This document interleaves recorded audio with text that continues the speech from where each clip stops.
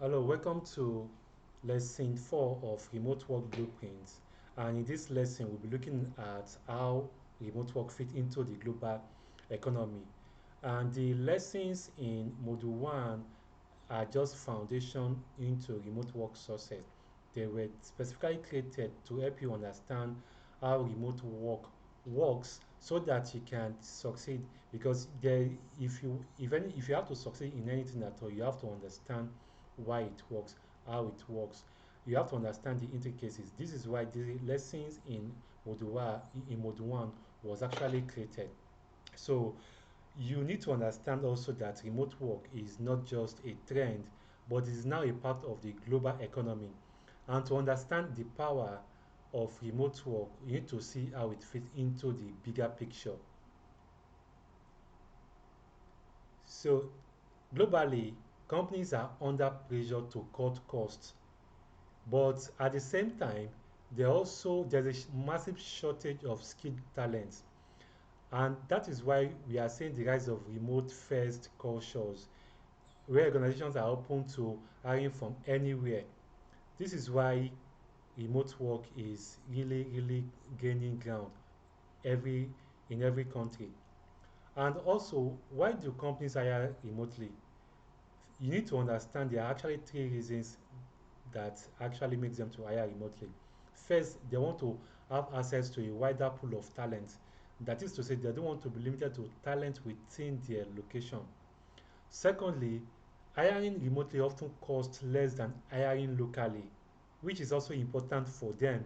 And also the third one is remote teams allowed getting remote teams actually allow them to keep productivity going across different time zones, especially for companies that they have a wider market and they have customers from all around the globe.